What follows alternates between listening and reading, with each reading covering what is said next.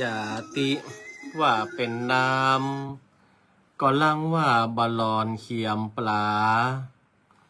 จาติว่าเป็นต้งเป็นนาบะมีแมงดาก็ลังว่ามีต้นเข้าจาติว่าเป็นเก้าไม้ใหญ่บะมีตกโตก็ลังว่ามีนกเกาเกิดเป็นคนเฮาแล้วบ่มีสินธรรมพระเจ้าคนเท่าเปิ้นจังพามาดดูแควนขอเจริญปอนเจริญโชค เจริญชัยเจริญมั่งเจริญมีเจริญสรีสวัสดีกับตันสาธุชนคนดีFC รายการทุกท่านมาพระมาแล้วหนาญาติโยมศรัทธามาฟังพระครูวิโรจน์ชยาภรณ์กับรายการธรรมะนึ่งกำลังใจสไตล์ล้านนาโดยอาตมาพระครูวิโรจน์ชยาภรณ์ได้นำรายการมาอูจากับบรรดาศรัทธาญาติโยมกันแถมครั้งหนึ่งหลังจากที่ได้หยุดยั้งรายการไปด้วยสถานการณ์หลายๆอย่างด้วยกันทั้งตนตัวอาตมาภาพ มาได้อยู่วัดอยู่วาได้เดินทางไปปฏิบัติศาสนกิจต่างจังหวัดแล้วก็ในเรื่องของการที่อาตมาภาพนั้นก็ได้ทำการทำงานแล้วก็ในเรื่องของสุขภาพหลายๆคนก็บอกว่าในวางก่อนสุขภาพท่านดีแล้วมาใจกาวันนี้เสียงก็มาแปลกๆขึ้นจมูกแถมเลาะก็ต้องออกตัวก่อนว่าอากาศมันเปลี่ยนแปลงเว้ยศรัทธาญาติโยมหมายถึงสภาพอากาศนะตอนบัดเดียวเนี้ยอากาศมันสีจะฮ้อนอาตมาภาพสมาเตอเวลานอนเนี่ยอากาศมันฮ้อนนะไม่ได้เปิดพัดลมใจผ้าห่มปกทางด้านหน้าอกไว้แล้วก็ด้วยความร้อนปกกับช่วงบนพอมันใกล้ที่จะแจ้งเนี่ยอากาศมันกลับตลปัดหนาวอาตมาภาพฝันว่าไปเล่นหิมะอีวะก็หนาวแตะหนาวว่าอีเนาะผ้าผ่อนต่อนสบายไม่ไหนหมดสะดุ้งตื่นโอ้ยสภาพอากาศมันเปลี่ยนไปเว้ยแต่ก็มาเป็นยังเนาะศรัทธาญาติโยมก็วางเว้นเสร็จสิ้นจากหน้าที่การงานก็เอารายการมาอูจาพบปะพบเจอกับบรรดาศรัทธาญาติโยมกันแถมครั้งหนึ่งหลายท่านก็ถามหาอาตมาภาพหลายคนก็เข้าใจว่าอาตมาภาพติดศาสนกิจตรงนั้นติดศาสนกิจตรงนี้แล้วก็ต้องดูแลแหมหลายๆเรื่องหลายๆท่านหลายๆอย่างอนุโมทนากับแม่เรืองไรปาลีแม่พองชวีปาลีจากอำเภอบ้านทิที่ได้ร่วมสมทบในการซื้อข้าวสารเนาะท่านละ200 บาทรวมแล้วเป็น400 บาทก็ได้โอนปัจจัยมาแล้วอาตมาภาพก็ไปจัดแจงข้าวสารมาเรียบร้อยหลายๆคนถามว่าแล้วข้าวสารที่โยมสุภัตราเพิ่นซื้อถวายหมดละกาหมดแล้วศรัทธาญาติโยมเพราะว่าที่วัดอาตมาภาพจะมีคนมาบรรพชาแถม3 คนเนาะจะเป็นการบวชเรียนก็มาอยู่สร้างความคุ้นเคยมาเฮียนกรรมสวดกรรมมนต์ต่างๆก็มีสมาชิกกภาพเพิ่มแล้วก็มีการมีงานต่างใดก็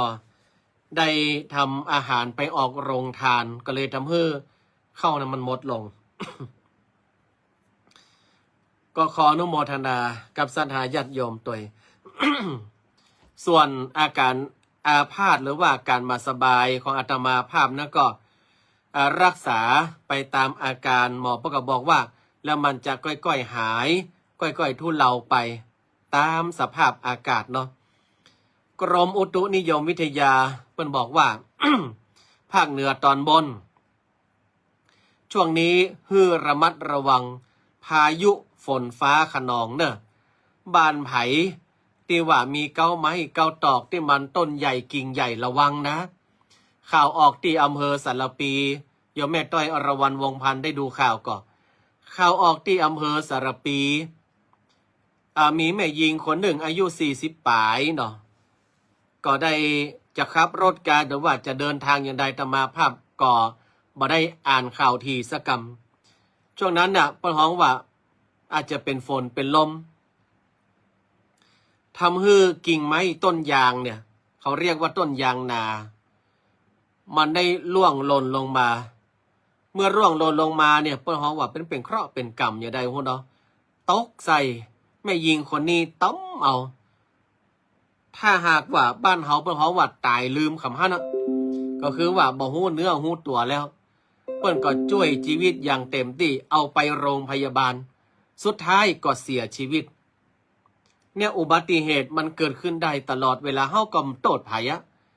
จะไปยับเกายางเข้าคอกกันมันก็เป็นไปไม่ได้เนาะ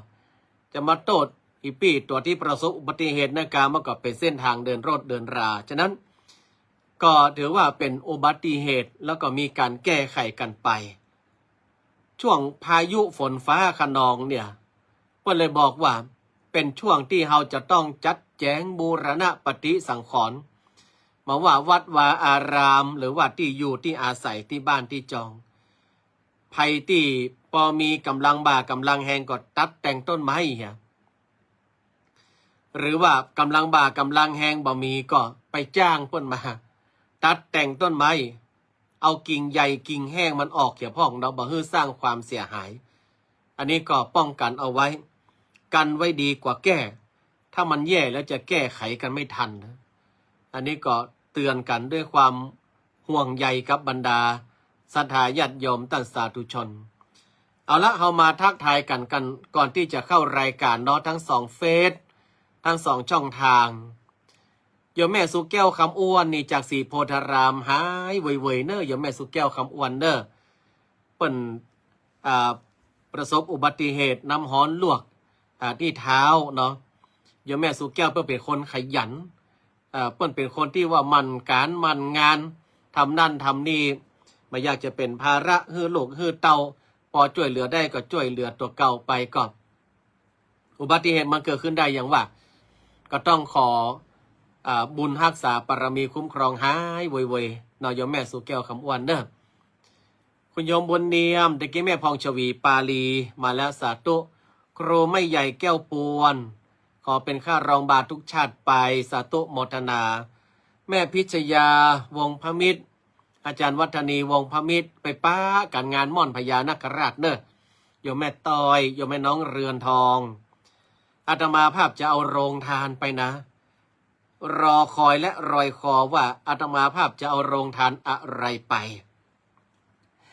สาธุอนุโมทนาแม่ไหวพาพินีสุกันทรจากอำเภอแม่จันจังหวัดเจียงไฮ้เนาะมาเตอะมาแอวจังหวัดเจียงไฮ้มาปะแม่ไหวพาพินีเนาะโยมทางพิมลสุธรรมอันนี้จากวังเหนือเนาะคุณลุงสุพัฒน์สืบสิริพุนชัยก็ได้เข้ามาแล้วแล้วก็หลายๆท่านที่ได้เข้ามาได้ทักทายกันในช่วงต้นรายการก็กลับมาทักทายแถมรอบใดเนอะสำหรับการทักทายกันในรายการของเฮาไม่ไหวบอกว่าสาธุเจ้าท่านด็อกเตอร์ท่านพักผ่อนนักๆเนี่ยเจ้าตอนนี้อาตมาภาพ ก็พยายามพักผ่อนแต่ว่ามันเป็นในเรื่องของการสะสมของฝุ่น PM 2.5 ตัวต้องระมัดระวังคุณย่าแสนดีบอกหลายคืนแล้วเจ้าแม่นลำที่ช่วงนี้มันได้ออกหลายคืนแล้วคุณย่าแสนดีเฮ้ยกำลังมาได้ออกบดีเนี่ยเนาะพ่อเลี้ยงบุญทัดจันทองสาธุโมทนามาได้มาหลายคืนแล้วเด้อกำลังได้มาออกคืนเนี้ยแล้วออกบดีเนี้ยเนาะพี่น้องต่างหอดจำตองได้เต่าสาธุอนุโมทนายอมขันทองยศเฉียงของยมมงคลกันมุกนี่สาธุอนุโมทนาสำหรับศรัทธาญาติโยมที่เข้าชมในรายการวันนี้อาตมาภาพจะเอาอะไรมาโอ้มาจ่าเฮือต่านต่างหลายได้ฟังเอาเหตุบ้านการเมืองก่อนเนาะ เหตุบ้านกันเมืองไม่ใช่บ้านเฮาเมืองเฮานะบ้านนอกเมืองนอกป่นอาตมาภาพได้ดูข่าวเปิ้นมีการโจมตีกันด้วยระเบิดล่ะต่างอัฟกานิสถานปากีสถานก็จดกันตุ่มต่ำตุ่มต่ำสหรัฐกับอิสราเอลก็จดบาเรนอีกอะตุ่มต่ำอิหร่านไม่ใช่บาเรนจดกับอิหร่านตุ่มต่ำตุ่มต่ำแล้วมาเดี๋ยวนี้อะไรมันก็เกิดขึ้นได้นะเราต้องติดตามเหตุบ้านการเมืองไว้พ่องเพราะว่าเราจะต้องมีการเตรียมตัว มาว่าในเรื่องต่างๆเนาะสถานการณ์มาเกิดขึ้นอะไรที่มันจะตามมาหนึ่งระบบเศรษฐกิจประเด็นนี้ได้ข่าวว่าทองขึ้นแล้วนะทองขึ้นแล้ว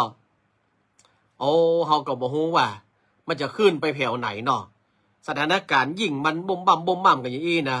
โอ้ตุ่มต่อมเฮ้ยเนี่ยพาธนาว่าให้มันแล้วยุติไวๆด้วยสันติภาพเนาะมาต้องรบราค่าฟันมาต้องเกิดการที่ว่าเอาไม้สร้างความเสียหายแล้วขอให้ทุกสิ่งทุกอย่างมันปกติเขาจะได้อยู่สบายครูไม่ใหญ่แก้วปวนบอกว่าเดี๋ยวจะหาเวลามาอบรมอีกอะ ครูว่ามาสั่งสอนเอามาอบรมละออนโรงเรียนเทศบาลสันปะยางนอมกะสาธุอนุโมทนาแม่จินตนาชัยภูลนี่อนุโมทนารวยเฮงเนอะสิ่งต่างๆเหล่านี้สถาญาติโยมมันจะเป็นสิ่งที่ทำให้เราต้องรู้ว่า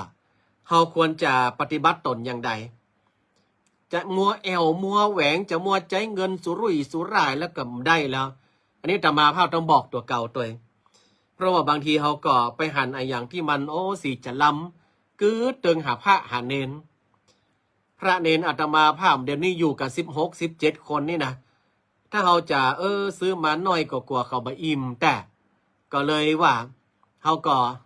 ได้ซื้อมาเพื่อเขาได้ฉันอิ่มฉันเต็มเขาจะได้มีบามีแหงในการกวาดวัดกวาดวาดูแลวัดวาอารามศาสนสถานมีไปโรงเรียนเนี่ยแต่ว่าถ้ามันเกิดสถานการณ์แบบนี้เศรษฐกิจแบบนี้ขึ้นมานี่ก็ต้องรัดประโคตรอย่างแน่นหนาแล้วรัดเข็มขัดมาได้เพราะผมได้ใส่เข็มขัดตัวเจ้าต้องรัดประโคตรผ้ามัดเอวเนี่ยอาตมาภาพก็จะบอกพระบอกเนนว่าในช่วงเนี้ยเดี๋ยวเราจะได้มีการบอกว่าปรับตัวเองเนาะ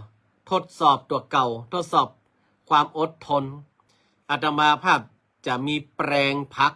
ให้เนนได้มีความรับผิดชอบคนแปลงเพราะถ้าเขาซื้อขาลาเป็ดไปดั้มเขามีวิชามีความพอเพียงที่ตัวก็ลำบากนะหลายคนก็บอกว่ามันไม่ใช่กิจธุระของสงฆ์สถาญาติโยมต่างหลายก็โอ้ลมอนุโลมไปถ้าถึงเวลานั้นบุ้มบ่มมาไผ่จะมาช่วยทุกเจ้าได้เนาะแล้วผักไหมใส่เขือที่เราปลูกไปดูแลใจใส่มันเป็นการทำสมาธิอย่างหนึ่งนะการปลูกผักปลูกไม้ดูแลเอาใจใส่ผักไหมใส่เขือโฮดน้ำเนี่ยมันก็เป็นการทำสมาธินะจิตมันต้อมอย่าน้ำมันสว่างเย็นจิตมันต้อมศรัทธาญาติโยมทั้งหลายเนี่ยอาตมาภาพก็บอกว่าจะสร้างเสริมประสบการณ์ชีวิตให้กับสามเณรตะกรวิชาอย่างก็สปช.สร้างเสริมประสบการณ์ชีวิตเรียนรู้คู่กับสลน.นี่ลักษณะคุณภาพชีวิตเสริมสร้างลักษณะคุณภาพชีวิตดังนั้นประเดี๋ยวนี้เราจะต้องมีการปรับตัวละเขาจะไปสุรุ่ยสุร่ายเขาจะไปโอ้ใจสตังแบบมือเปิบตีนเปิบนี่ลำบากแล้วเฮาบอกว่าอนาคตต่างหน้าบ้านเฮาเมืองเฮามันจะเป็นใหญ่สถาญาติโยมทั้งหลายเนี่ยบอกว่าอะไรมันก็ไม่แน่นอนมันเกิดขึ้นมันก็เกิดขึ้นเนาะมันขึ้นอยู่กับการปรับตัวของเฮาว่าเฮาจะปรับตัวได้มากน้อยแค่ไหนสิ่งต่างๆแล้วเนี่ยสถาญาติโยมก็บอกว่ารู้เหตุรู้ผลรู้ตนรู้ประมาณรู้จักกาลและเวลาเนี่ยสิ่งที่เราต้องรู้เหตุรู้ผลเนี่ยอะไรก็ตามที่มันเกิดมาแล้วมันเป็นเหตุเป็นผลทั้งนั้นหลายๆคนก็บอกว่าเขามารบราค่าฟันกันเยอะฮือเนี่ยแต่มาภาพกับบ่ฮู้เพราะว่ามันจะมาภาพกันแล้วอยู่ประเทศเขาเนาะถ้าหากว่า เฮานั่นน่ะสามารถที่จะรู้ได้ด้วยกันพอข่าวพออย่างต่างๆเนี่ยมันจะทำให้เฮาเตรียมตัวได้ทันรู้เหตุเนี่ยรู้จักหน้าที่ของตัวเก่ามันต้องไปพอคนอื่นอะอันนั้นมันยังแย่อย่างอันนี้มันยังแย่อย่างอีอันนั้นมันยังไปว่าอย่างอันนั้นมันจะไปว่าอย่างอีแล้วถามว่าเฮาเนี่ยทำหน้าที่ของตัวเก่าได้ดีหรือยังถ้าเฮาทำหน้าที่ของตัวเก่าได้ดีแล้วก็ต้องไปอย่างทุกสิ่งทุกอย่างมันจึงเกิดขึ้นตั้งอยู่แล้วก็ดับไปอาตมาภาพก็มาหันข้าวอย่างที่มันจะคงอยู่ได้เหมือนการเล่าขวัญอย่างจะคงอยู่ได้เหมือนมันขึ้นได้มันก็เล่าเหตุเรื่องมันก็หายไปฉะนั้นทุกสิ่งทุกอย่างเนี่ยคือหน้าที่ของตัวเองเป็นกลไกหน้าที่ของตัวเก่าเป็นผู้กระทำศรัทธาญาติโยมทั้งหลาย ค่าของคนอยู่ที่ผลของงานนี่ค่าของคนอยู่ที่ผลของงานมีตุลุงตนหนึ่งอาตมาภาพจะอู้ให้ฟังเปิ้นก็มีการดูแลเนนอาตมาภาพเนี่ยเปิ้นเอาเนนบนดอยมาอีกอย่างมาต่อยเอามาส่งห่ำส่งเฮียนวันหนึ่งเนนก็บอกว่าตัวลุงข้าอยู่บนดอยเนาะตัวลุงข้าเนี่ยว่าได้เนนช่วงนี้ตัวลุงมาได้กินโนยพักโนยไม้เต้นนะคะมันเป็นจะได้มันได้กินโนยพักโนยไม้โนยพักโนยไม้ที่เนนจัดเตรียมให้ตัวลุงเนี่ยมันหวานมาว่าจะเป็นมาตื่นกระท้อนกะมันหวานมันนุ่มมาเหมือนคนอื่นช่วงนี้พอเจ็ดตีนะคะตัวลูเลยมาได้หน่วยไม้ให้ตัวลูใจไว้แห่หน่อยถ้าพอตีหายดีแล้วนี่พอจะเอาให้ตัวลูกี่กุวาก็ได้ลุงก็ปัดต่อพอสมัครน้ำชาแปลว่าอันที่หน่วยไม้ที่มันว่าหวานแบบว่าเนเอาตีนนื้อเธอกินเนเพื่อก็บอกโหเรื่องเนาะอันนี้เพราะเขาว่าเพื่อก็ทำหน้าที่ของเพื่อนอย่างดีรู้แต่ก่อนอยู่บ้านเขาแย่อันนะอันนี้เรื่องเล่ามาได้นะเรื่องเล่ามาได้ดังนั้นศรัทธาญาติโยมท่านสาธุชนคนเราต้องรู้เหตุรู้หน้าที่การงานรู้หน้าที่ของตัวเก่าอันดับแรกก่อนต่อมาต้องรู้ผลว่าสิ่งที่เราทำไปนั้นมันจะเป็นผลออกมาอย่างใดผลมันจะออกมาอย่างใด เมื่อเรารู้เหตุแล้วรู้ผลแล้วมันจะเกิดการรู้จักตนคือการวางตัวของเราเนี่ยวางตัวของเราถ้าเราว่ารู้จักตนแล้วมีการวางตัวที่ดีเราควรจะอยู่ที่ไหนเราควรจะอยู่ตัดใดมันต้องมีความทะเยอทะยานอย่างเป็นไปตามค่ำทำไปตามตัวนั่นนะคนเรานี่นะถ้าว่าไปเวยก็ฉลบมากันเนอะลองพอรถที่มาขี่เวยแล้วเฝ้าฝัดขลับทับต่ำไปพูดเรียบร้อยแล้วรถหงยาฮับไปพูดละตีต่อไปพูดละก้อยเตียวไปเตือนน้อยนั่นนะก้อยเตียวไปเตือนน้อยเดี๋ยวมันก็จะก้อยแจ้งไปเตือนน้อยเนี่ยพวกเขาว่าเขาจะวางตนให้เหมาะสมอย่างเฮาศรัทธาได้หันนะว่าตัวเจ้าเปิ้นไปไหนเวลาเปิ้นปะกันนี่นะเปิ้นไหวกันอย่าธรรมาภาพไปงานปะหลวงพ่อพระครูสาธุกิจนันธรรมาภาพจะกราบติดเต้าเพราะว่าอย่างเพราะว่าด้วยความเคารพในวัดปฏิปทาด้วยการประพฤติและวางตนอย่างเหมาะสมระหว่างผู้ใหญ่กับผู้น้อยก็เลยมีมารยาทไทยอาตมาภาพแล้วก็คุณครูชัชวานโรงเรียนน้ำดิบวิทยาคมเอาละอ่อนไปประกวดมารยาทไทยนี่ได้รางวัลไปเนอศรัทธาญาติโยมทั้งหลายได้ถ้วยรางวัลกลับมาตัวยรางวัลนี่มันเป็นความภาคภูมิใจจะได้ว่าเขาเอาละอ่อนมาประกวดมารยาทไทยแล้วได้รางวัลธรรมดาเขามานี่กะคือมันเนี้ยมันต้องซึมซับเพื่อเขารู้จักกันวางตัวให้เหมาะสมแล้วก็โยมแม่เชื่อสีเน้นเนี่ยอันนี้ก่อนนานๆมันมาเหมือนมาเหมือนกันดานาภาพกับมันมาเหมือนกันนะเจ้ากันไปเฮาหันละอ่อนหรือว่าหันคนใหญ่หรือว่าหมู่เดียวกันวางตัวอย่างเหมาะสมนี่มันดูภูมิฐานอย่างตัวเจ้า ถ้าปาดผ้าปาดครัวเป็นมะโละโซะซะอย่าเอ้าสูบบุหรี่มุ้งมงเหล้าขวัญละมึงพอตุฮะเหรอปาดผ้าปาดครัวเพราะอย่างผีบ้าผ้าปกตุดบุหรี่จุงมาเป็นตีหน้าเขาลบเลื่อมใสอ๋อตัวเก่ากับกลับมันบุหรี่อยู่มืออะเหล้าขวัญตุบ่อันเนี้ยเพราะว่าอย่างก็วางตัวนี้อย่างหลายๆคนนะเพิ่นถามว่าท่านบ่ฮ้อนแกผ้าหนึ่งผ้าสองผ้าสามปาดมาเนี่ยเหืออะไรใครปังเขาก็บอกว่าเขาชินแล้ว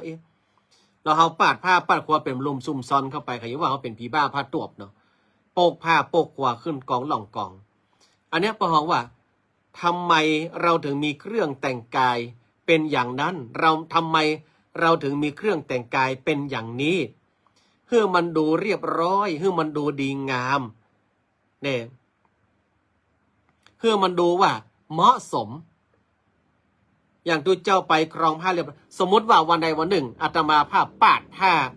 เอาผ้าพาดมาแล้วออกรายการเอาแล้วทำไมไม่สำรวมทำไมมาแต่งกายให้เรียบร้อยทำไมนั่นทำไมนี่ถ้าอาตมาภาพมาอย่างนี้ป๊อบก็แต่งกายเรียบร้อยดีฮะก็วางตนเหมาะสมนี่เรื่องของการแต่งกายแล้วอาตมาภาพก็นั่งบางคนก็บอกว่ายังบอกไปโอที่นั่นโอที่นี่พ่องอาตมาภาพไม่ไปเพราะว่าอย่างยุงเยอะมันบอกคุ้มค่าออกรายการ2 วันแล้วเป็นไข้เลือดออกอย่าถ้าเป็นไข้เลือดออกมันแบบใจม้วนถามคุณหมอชวีวันปันวารีฮัตเตอร์เนาะเดี๋ยว6 ชั่วโมงก็มาเจาะเลือดละถ้ากำลังจะล้าฝันดีอยู่เมื่อคืนฝันดี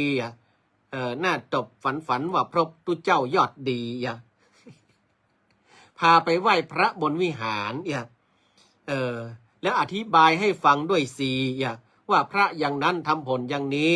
ตกใจตื่นมาเสียนี่แหมเสียดายตู้ปี้ชังนี่เหรอกำลังฟังม่วนอยู่ตุเจ้าเป็นอู้ทำฮือฟังในฝันคุณโยมสุภัทราวิระอนันตวัฒน์มาตะกี้หันโยมสุดารัตน์มาแวบๆเนาะเนี่ยคือเฮาหูว่าเฮาควรทำอย่างนั้นแต่มาภาพก็อย่างเงี้ยธรรมดาคนนี้มันจะปดก็เวอร์อย่างนั่งเหลือลงไปสิ่งต่างๆเหล่านี้เพราะว่ามันเป็นสิ่งที่เราควรรู้อยู่ในสัพพุริสธรรม7มันเป็นพื้น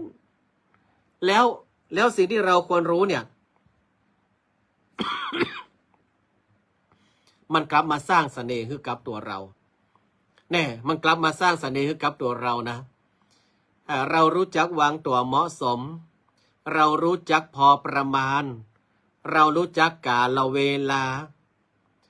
อย่างรู้จักกาละเนี่ยกาละแปลว่าเวลาเทศะหรือว่าเทศกาลเราควรรู้จักมาเจอว่าบ่ฮู้จักกาละเวลามาเจอฮู้จักเทศกาลอย่างสักอย่างเปิ้นเศร้าตัวก็เศร้าเปิ้นรื่นเริงตัวก็รื่นเริงกะเนาะเปิ้นอู้เรื่องมวยตัวก็ไปทางมวยเปิ้นอู้เรื่องบอลตัวก็ไปทางบอลเปิ้นอู้เรื่องตู้เจ้าตัวก็เข้าเสมิงปุ่นเข้าไปหาหลวงพ่อเสาคำปุ่นเนี่ยเปิ้นเลี้ยงพระเลี้ยงเนนอู้เรื่องศีลเรื่องธรรมก็เข้าหาเรื่องศีลเรื่องธรรมเปิ้นอู้เรื่องจีนก็ไปทางจีนปุ่นอย่างเนี้ยเพราะว่ารู้จักกาละเทศะน้ำขุ่นไว้ในน้ำใสไว้นอกเฮาชอบเฮาก็ได้ไปขวางเปิ้นอยู่เฮายะเขาชอบเขาก็เยอะไปเฮามาชอบเฮาก็อุเบกขาธรรมเนี่ยถ้าไปขวางเปิ้นแสดงว่าไม่รู้จักกาละเทศะบางคนเถียงก็เฮาไปห้ามเปิ้นก็เฮาไปบอกสิ่งดีๆให้เปิ้นน้ำเชี่ยวอย่าเอาเรือไปขวางยังไงจะโดนด้ามพายกกหน้าผากก่อนตักหงายตกเหือไปเปิ้นจะปากับไปจอมเบ็ดจะไปเนอะป่านาติป่าตาเวลมณีสิขาทุเจ้าเปิ้นว่ามานะอย่าจะไปสุเขาจะโดนบับโดนกำเบ็ดก้องปักก้องคอเนอะทหารมาเขาครบแล้วมาไปกับไปอู้แจ้งเขาอย่างอันนี้พวกเขาว่าไม่รู้จักกาละไม่รู้จักเทศกาลต่างๆอย่างว่านั้นนะเปิ้นใส่ชุดดำไปบ้านศพตัวก็ใส่ชุดดำไปนั่นนะบางคนเถียงหัวหมอมันเป็นสิทธิมนุษยชนมันเป็นสิ่งที่เฮาควรจะกระทำมันเป็นสิทธิของเฮาแต่เฮาพอบ้านพอเมืองเปิ้น สีแต่ละสีนี้มันมีความหมายนะ อย่างทำไมเปิ้นใส่ชุดดำกาชุดขาวกาไปงานศพเพราะว่าอย่างไว้อะไรคือกับผู้ที่เสียชีวิตนี่แล้วเขามาละความได้กับคำว่าอะไรเนี่ยจะไปอะไรมันอย่างล่ำเหลือก็มันตาเปิ้นตาตัวนี่นอมันตาเปิ้นตาตัวนะเป็นมันคำว่าไว้อะไรเนี่ยมันเป็นการแสดงออกทางกายภาพอย่างหนึ่งเป็นการแสดงออกทางกายภาพอย่างหนึ่งว่าเฮาเนี่ยมีความเสียใจกับเจ้าภาพเนอที่เปิ้นเนี่ยได้เกิดความสูญเสียเปิ้นกำลังให้เปิ้นกำลังสูญเสียใส่เสื้อสีชมพูไปหาเปิ้นเปิ้นมาพอเสื้อสีชมพูโอ้มาหานี่มาฮู้จักเทศะหรือว่าเทศกาลต่างๆเนี่ยหรือว่าเวลาในคณะนั้นเนี่ยประควรทำอย่างใดยังมันจะกินแนงแคลงใจกันเฮียมาได้ใจเปิ้นใจตัวอย่างเวลาตัวเฮามีความเศร้าโศกเสียใจแล้วคนหน้าเปิ้นมาให้หัวลัดแลพอแล้วแลพอแล้วอย่างลุงใจกับไอ้แซมลุงใจเมียเปิ้นตายเขามาบอกว่าไอ้แซมคิงก็ไปอู้ลุงใจหน่อยเหรอเมียตายไปดีเผาให้กูวันเนี่ยอายเฮือบ้านเฮือเมืองเปิ้นพ่องตัวก็เท่าก็แก่แล้วอีลำเหลือลูกหลานตาลเต้ามันจะว่าอย่างใดโหเต้นะกะไอ้แซมก็ไปหาลุงใจเนี่ยเสียเป็นวัดกะครับต้นลุงนะกะเสียเป็นวัดนาการปรมีตังต้นลุงสาวคำว่าเสมิงลุงใจก็อยู่ข้างล่องนะ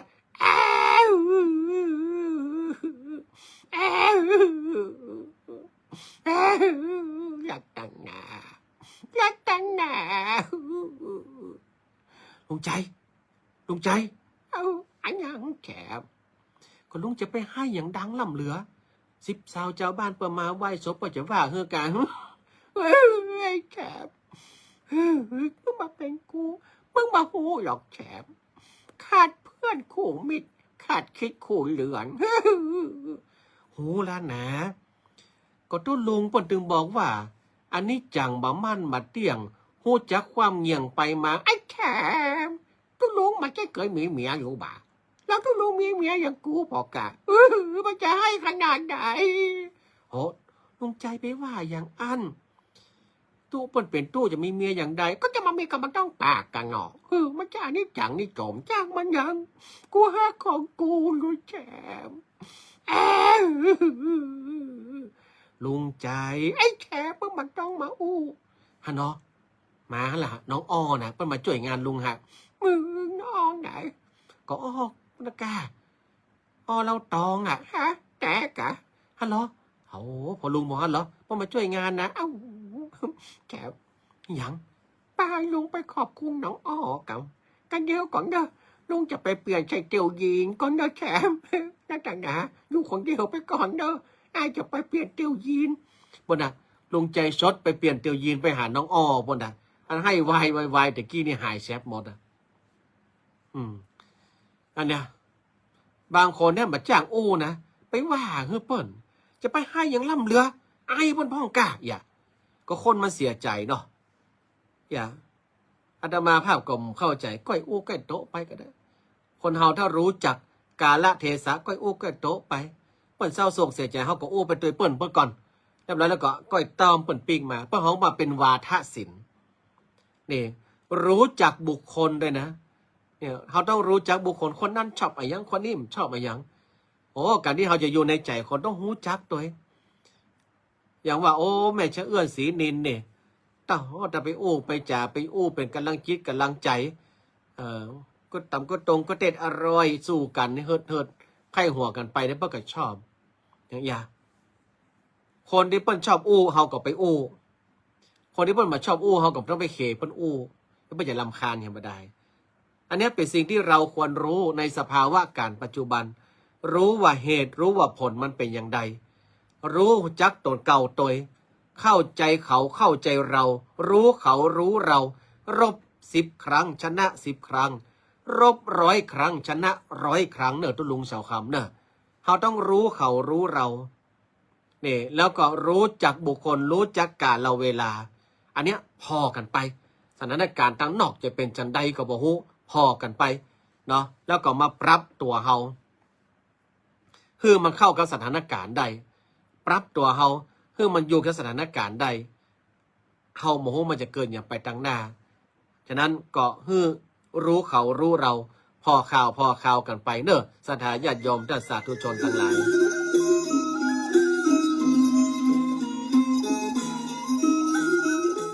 โอ้กันไปก็ม่วนกันไปเนาะเวลาก็ใกล้จะหมดไปเหี่ยแล้วถามว่าวันพรุ่งนี้ป้ากันก็ป้ากัน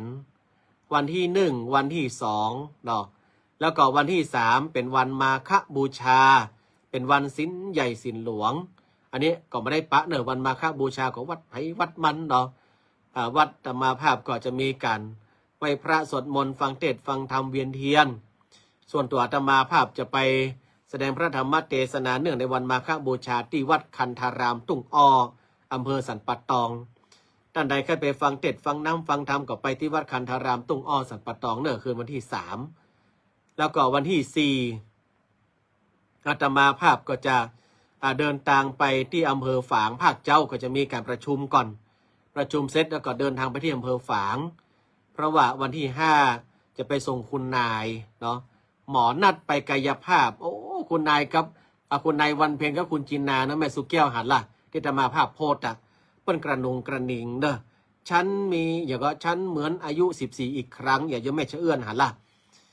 มีโอกาสก็จะได้มาฟังนะคะเห็นหรอมาเป็นอย่างฟังย้อนหลังก็ได้นะจ๊ะอย่าไม่เชื่อเอื้อนมาช้าอย่างดีกว่าไม่มาเนาะแล้วก็อาตมาภาพจะกลับเนาะวันที่5เนี่ยรายการก็จะมาก็วันที่6อันนี้ก็บอกล่วงหน้าไว้ก่อนนะวันที่3อาตมาภาพไปแสดงธรรมวันมาฆะแล้ววันที่4ปิกบ้านทำหน้าที่ลูกแค่น้อย1แล้ววันที่5เสร็จแล้วก็จะปิกมาแล้ววันที่6ก็จะออกรายการนี่ก็ลากยาวไปตามสปะเวลาที่ได้จัดสรรให้กับรายการสำหรับวันนี้ก็ขอนำรายการจากลากันไปก่อนนอท่านใดที่จะไปงานม่อนพญานาคราชยังแม่ต้อยยังแม่น้องเรือนทองยังแม่พิชยาจันวัฒนีหรือว่าไผที่ได้มีโอกาสไปม่อนพญานาคราชไปปะอาตมาภาพได้ที่งานทำบุญอายุวัฒนมงคลพระครูบาชัยประสิทธิ์อันเป็นครูบาอาจารย์อาตมาภาพเนาะอาตมาภาพก็เอาโรงทานไปออกด้วยนี่โรงทานพระครูวิโรจน์นี่นะต้องเร็วนะเพราะว่าเปิดปั๊บเรียบร้อยเลยจับเวลาบักเกิน20 นาทีมี100เสี่ยง100มี200เสี่ยง200สำหรับโรงทานอาตมาภาพเอาโรงทานไปตัวเนอร์ไม่ต้อยเนอร์โวยไผ่โวยมันเนอร์รับรองโรงทานอารีดอยอร่อยดีพีกระรำปัดผัดกระปรีเหรอโยมแม่ทองพูนวงธรรมคันธารามใกล้บ้านแต่โยมแม่ไปรักษาสินบสดที่วัดพระธาตุสีจำปอง10 ปีแล้วเจ้าสาธุอนุโมทนาแม่เนาะถ้ามีโอกาสก็ไปปะตมาภาพที่วัดกันธารามได้หรือว่าถ้าโยมแม่ไม่ได้อยู่ไปวัดท่าเจ็บตองก็ไม่เป็นไรยกมือวานซ้านมือกอดต่อมือไหวอนุโมทนาสาธุก็ได้บุญได้กุศลเนอะแม่เชื่อบอกว่าอิจฉาพ่อแม่เหรอคะอิจฉากะอิจฉากับเพราะว่าตมาภาพมีกันอยู่3 คนน่ะเรา3 คนอยู่ด้วยกันหันรอยยิ้มของแม่ตมาภาพก็เป็นรอยยิ้มที่ว่ามีความชื่นมื่นในหัวใจทำให้ใช้ไม้เท้ากายสิทธิ์ได้นะมันใจว่าเกิน4 ขาแล้วนะใช้ไม้เท้ากายสิทธิ์ได้แหมซักว่างนี่ถ้าโยมปล่อยยังอมปล่อยหอมแก้มซ้ายหอมแก้มขวานี่จากไม้เท้าก็จะเป็นไม้เชลิเดอร์แล้วต้มดันแรกแตกต้มอันนี้แซวโยมพ่อโยมแม่อาตมาภาพสาธุหมดอนุทนาคุณยมนงรีนี่จากพิษณุโลกเจ้าค่ะอำเภออะไรครับอำเภออะไรจากพิษณุโลกแม่ไหวบอกว่าสาธุเจ้าท่านได้2 แต่ยาดีใจขนาดเวลาโอ้เพิ่นมีความสุขเนาะอาตมาภาพเห็นรอยยิ้มนี่ก็สบายใจแล้วแต่ก็ต้องดูแลอยู่นะเพราะว่าโยมแม่อาตมาภาพก้อยเป็นก้อยไปต้องดูแลเนาะตอนนี้ก็จ้างคนดูแลอยู่เอาละวันนี้ก็อู้จะปราศัยอู้กันม่วนอู้กันหลงส่งกันปอให้หัวกันไปในวันนี้เสียงก็แหบเสียงก็แห้งถ้าถามว่าเสียงจะปีกมาก็ปีกมากะแต่ แต่ใจเย็นๆแหมหน่อยเนาะสำหรับในวันนี้ขอนำรายการจะไปจากลากันไปก่อนเนอร์รับไปสุขตื่นไปสุขในทุกท่านบุญรักษา